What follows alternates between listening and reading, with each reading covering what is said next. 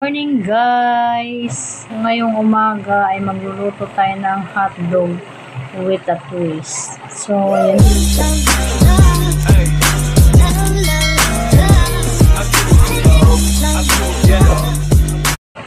yan guys, meron nga ako dito isang balot na hotdog. Ayan, gagawin natin is hotdog with a twist. So, tanggalan lang natin siya ng plastic. Ayan, tanggalin natin to guys. Ayan, pero medyo matigas pa siya. Galing sa freezer.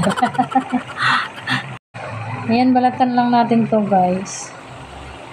Tanggalin natin isa-isa yung plastic sa hotdog. Ayan. Ayan. Pagkatapos nga nito guys, sinugasan ko na yan. Ang gagawin natin ay hiwa-hiwain naman natin siya. Ayan, 3 hiwa nga lang yung ginawa ko dyan guys, para mas marami siyang tingnan.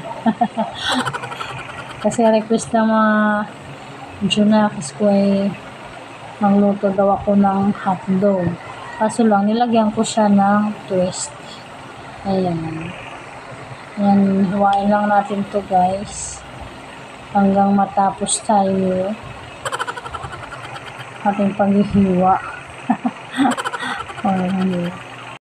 So yan guys, cheese dog hotdog pala yung binili ko guys dyan. Tapos yan, malapit na tayo matapos maghiwa. Ayan guys, tapos na natin hiwain tong ating cheese dog. Prepare naman natin yung ating kawali. Ayan, nilagyan ko na to ng mantika kasi mainit na.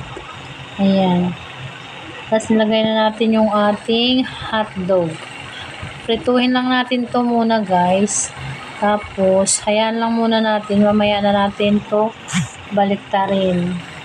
Ayan guys.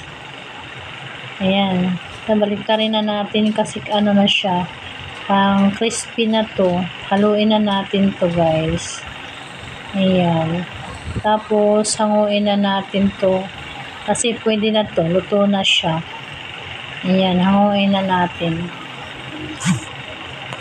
Ayan. Ito guys, ang gagawin ko masarap to guys. Try nyo to guys. Masarap. Pwede sa mga bata. Ayan. Magustuhan nila to. So, ayan guys. Binawasan ko lang yung mantika, tapos binalik ko. Tapos next natin lagay natin yung ating star margarine.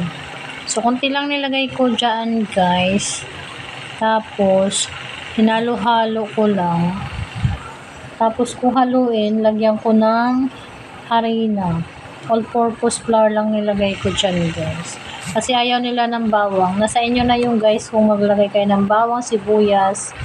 Ayan. Pero sa akin kasi ayaw ng mga junakis ko. Kaya yan, nilagyan ko na siya ng pamintang pino. Ayan, tinimplahan ko lang siya dyan guys. Tapos, ibabalik ko naman tong hotdog. So, yan guys. Masarap siya. Nagustuhan ng mga junakis ko talaga to. Gusto pa nila magluto ulit. Tikman na natin to guys. Parang sarap na talaga siya. Sobra. Ayan. Sarap. Sobrang sarap. Okay na okay to guys. Try nyo sa mga may anak dyan. Lutuan nyo yung mga bata ng ganito. Hindi lang prito, kundi lagyan nyo ng ganitong luto guys. Sobrang sarap nyo guys. Dito na lang guys ang video ko. Bye bye guys. Thank you.